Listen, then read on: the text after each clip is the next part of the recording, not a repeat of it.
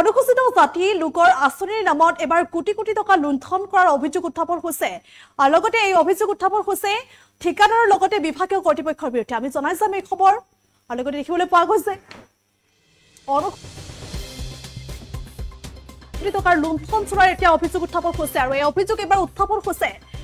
ঠিকাদাৰ আৰু বিভাগীয় কৰ্তৃপক্ষৰ বিৰুদ্ধে বিভাগীয় বিষয়াৰ বিৰুদ্ধে সেই গুৰুতৰ অভিযোগ এতিয়া উত্থাপন হৈছে আৰু অনুসূচিত জাতি লোকৰ আঁচনিৰ নামত কোটি কোটি টকাৰ লুণ্ঠন চোৰাৰ এতিয়া গুৰুতৰ অভিযোগ উত্থাপন হৈছে ঠিকাদাৰৰ বিৰুদ্ধে সেই গুৰুতৰ অভিযোগ উত্থাপন হৈছে আৰু সমান্তৰালকৈ বিভাগীয় কৰ্তৃপক্ষৰ বিৰুদ্ধে সেই গুৰুতৰ অভিযোগ উত্থাপন হৈছে অনুসূচিত লোকক টিভি প্লাষ্টিকৰ চকী প্ৰেছাৰ কুকাৰ আদি দিয়াৰ নামত লুণ্ঠনৰ অভিযোগ এতিয়া উত্থাপন হৈছে আৰু লগতে অনুসূচিত জাতি কল্যাণ সঞ্চালকালয়ৰ বিভাগীয় আমোলাৰ বিৰুদ্ধে এই ভয়ংকৰ অভিযোগ এতিয়া উত্থাপন হৈছে আৰু ইয়াকে লৈ দিছপুৰ প্ৰেছ ক্লাবত সংবাদমেল আয়োজন কৰা হৈছে অনুসূচিত জাতি সংগ্ৰামী পৰিষদ যুৱ পৰিষদ এতিয়া সৰব হৈ পৰা পৰিলক্ষিত হৈছে আৰু যাৰ বাবে আজি দিছপুৰ প্ৰেছ ক্লাবত সংবাদমেল আয়োজন কৰা হৈছে আৰু লগতে পিছপৰা জনগোষ্ঠীটোৰ উন্নয়নৰ নামত ঘোষণা কৰা এই আঁচনিসমূহৰ সফল ৰূপায়ণ নোহোৱাৰ গুৰুতৰ অভিযোগ উত্থাপন হৈছে নুপুৰ সাহা নামৰ এজন ঠিকাদাৰৰ ওপৰত সেই গুৰুতৰ অভিযোগ উত্থাপন হৈছে আৰু লগতে অনুসূচিত জাতি কল্যাণ সঞ্চালকালয়ৰ একাংশ বিষয়াৰ বিৰুদ্ধে সেই ভয়ংকৰ অভিযোগ এতিয়া উত্থাপন হৈছে আৰু সেই ভয়ংকৰ অভিযোগ আনি আজি দিছপুৰ প্ৰেছ ক্লাবত আয়োজন কৰা হৈছে এখন সংবাদমেল আৰু সেই সংবাদমেল আয়োজন কৰিছে অনুসূচিত জাতি সংগ্ৰামী যুৱ পৰিষদ আৰু ইয়াকে লৈ এই ভয়ংকৰ কোটি টকীয়া কেলেংকাৰীক লৈ লুণ্ঠনক লৈ কিন্তু কোটি কোটি টকাৰ লুণ্ঠনক লৈ এতিয়া সৰব হৈ পৰিছে অনুসূচিত জাতি সংগ্ৰামী যুৱ পৰিষদ সৰব হৈ পৰা পৰিলক্ষিত হৈছে আৰু যাৰ বাবে আজি দিছপুৰ প্ৰেছ ক্লাবত আয়োজন কৰা হৈছে সংবাদমেল আৰু অনুসূচিত জাতিৰ লোকৰ আঁচনিৰ লুণ্ঠনৰ গুৰুতৰ অভিযোগ উত্থাপন হৈছে ঠিকাদাৰ আৰু বিভাগীয় আমোলাৰ বিৰুদ্ধে ত্ৰিমূৰ্তিৰ নেতৃত্বত বিভাগটোত কোটি কোটি টকাৰ লুণ্ঠনৰ অভিযোগ এতিয়া উত্থাপন হৈছে আৰু এই অভিযোগ সঞ্চালিকাৰ পৰা আৰম্ভ কৰি বিভাগীয় বিষয়ালৈকে সেই অভিযোগ উত্থাপন হৈছে আৰু লগতে আৰু অনুসূচিত জাতি লোকৰ আঁচনিৰ নামত এতিয়া কোটি কোটি টকাৰ লুণ্ঠনৰ সেই গুৰুতৰ অভিযোগ উত্থাপন হৈছে ঠিকাদাৰৰ লগতে বিভাগীয় কৰ্তৃপক্ষৰ বিভাগীয় আমোলাৰ বিৰুদ্ধে সেই অভিযোগ উত্থাপন হৈছে ত্ৰিমূৰ্তিৰ নেতৃত্বত বিভাগটোত কোটি কোটি টকাৰ লুণ্ঠনৰ গুৰুতৰ অভিযোগ উত্থাপন হৈছে আৰু সেই অভিযোগ আনি আজি দিছপুৰ প্ৰেছ ক্লাবত সংবাদমেল আয়োজন কৰা হৈছে আৰু সেই সংবাদমেল আয়োজন কৰিছে অনুসূচিত জাতি সংগ্ৰামী যুৱ পৰিষদে এই সন্দৰ্ভত কিছু ভাষ্য আছে দৰ্শকলৈ আগবঢ়াইছো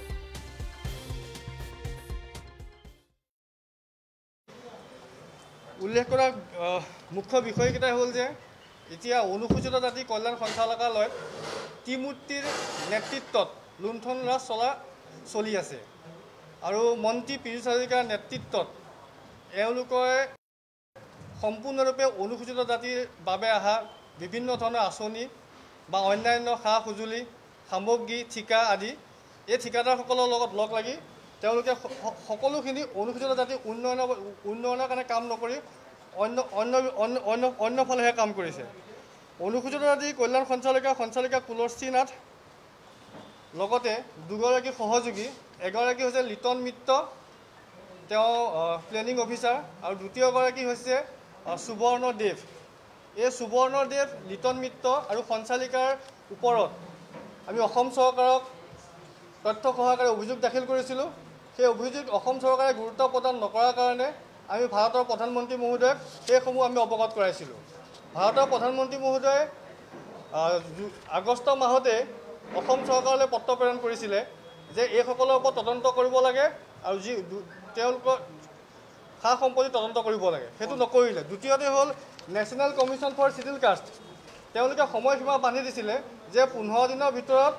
অনুসূচিত জাতি কল্যাণ সঞ্চালকত সংগঠিত হোৱা বৃহৎ কেলেংকাৰী 15 দিনৰ ভিতৰত তদন্ত কৰি শেষ কৰিব লাগে আৰু যোৱা আমি যেতিয়া প্ৰতিবাদী কাৰ্যসূচী গ্ৰহণ কৰিছিলোঁ সঞ্চালিকাৰ অফিচৰ ফ্ৰণ্টত তেতিয়া তেওঁ ক'লে যে এখন পত্ৰ তেওঁ পোৱাই নাই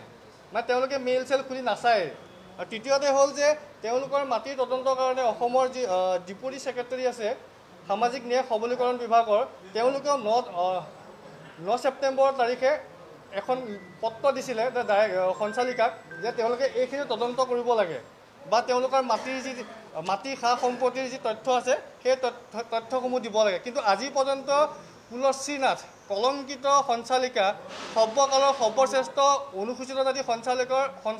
সঞ্চালিকা তুলসী নাথে তেওঁলোকক ৰক্ষণাবেক্ষণ দিছে এইটো কাৰণেই যে তেওঁলোক যদি কেনেবাকৈ গ্ৰেপ্তাৰ হয় তেওঁলোক যদি চাকৰিৰ পৰা নিলম্বন হয় তেতিয়া সেই তুলসী নাথো জেল হাজোলৈ যাব লাগিব এতিয়া চাওক তুলসী নাথৰ নেতৃত্বত এইজন হ'ল লিটন মিত্ৰ তেওঁ অফিচলৈ হাফ পেণ্ট পিন্ধি আহে যে অসম চৰকাৰৰ যিখিনি নিৰ্দেশনা আছে সেই যি ড্ৰেছ কোড আছে সেইবিলাক বাদ দি তেওঁ অফিচলৈ হাফ পেণ্ট পিন্ধি আহে ৰাজপত্ৰিত বিষয়া হিচাপে তেওঁ সঞ্চালিকাৰ বিভিন্ন কামত বিভিন্ন কেলেংকাৰীত সহযোগিতা কৰাৰ কাৰণে তেওঁ হাফ পেণ্ট পিন্ধি আহিলেও এই সঞ্চালিকাৰ চকু মুদি থাকে নাচায় আৰু দ্বিতীয়জন ব্যক্তি হৈছে এজন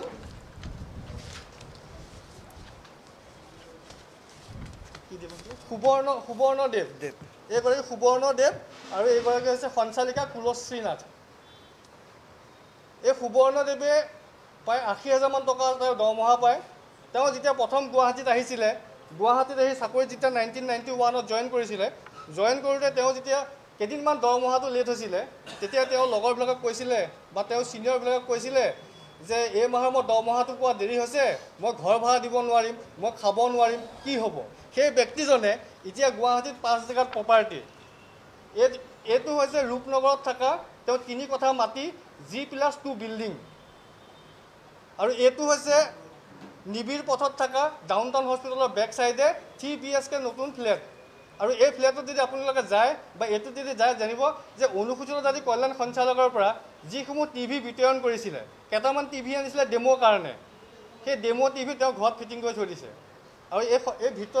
ইয়াৰ ভিতৰত যিবিলাক এণ্টাৰেল লগাইছে সেইবোৰ পুৰা কোটিটকীয়া সম্পত্তি আছে তেওঁৰ ঘৰৰ ভিতৰত আৰু যে এই দেৱনাথৰ ঘৰত যদি আজিও যদি ৰেড কৰে নাই বুলি 15 পৰা 20 কোটি টকা তেওঁ ঘৰত জমা পাব শেহতীয়াকৈ সঞ্চালকালয়ে আৰু কিছু দুৰ্নীতি বিভিন্ন লগত আমি যোগাযোগ কৰি আমি গম পাইছোঁ যে বৈদ্যুতিক তাঁতশাল বিতৰণৰ নামত কোটি টকা লুণ্ঠন কৰিলে এডভান্স দিছিল ঠিকাদাৰক মানে বৈদ্যুতিক তাঁতশাল যিসকল আমাৰ মহিলা শিপিনী আছিলে বা শিক্ষিত যুৱতী আছিলে যে তেওঁলোকে কৰ্মসংস্থাপনৰ বাবে তাঁতশালৰ এটা আঁচনি লৈছিলে সেই আঁচনিটোৰ তাঁতশাল বিতৰণ নকৰোঁতে বা তাঁতশাল নিদিওঁতে 1 কোটি টকা তেওঁলোকে আগতীয়াকৈ ঠিকাদাৰ প্ৰতিষ্ঠানে লৈ গৈছিলে আৰু এতিয়া দেখিব যিমানবোৰ গুদাম ঘৰ আছে সেই গুদাম ঘৰসমূহত সেই তাঁতশালসমূহ পৰি আছে আৰু তাঁতশালসমূহ দিওঁতে এটা প্ৰশিক্ষণৰ ব্যৱস্থা আছিল স্কিল ডেভেলপমেণ্টৰ সম্পূৰ্ণৰূপে সেইটোও তেওঁলোকে কৰা নাই নকৰিলে আৰু অনুসূচিত জাতি কল্যাণ সঞ্চালকালয়ত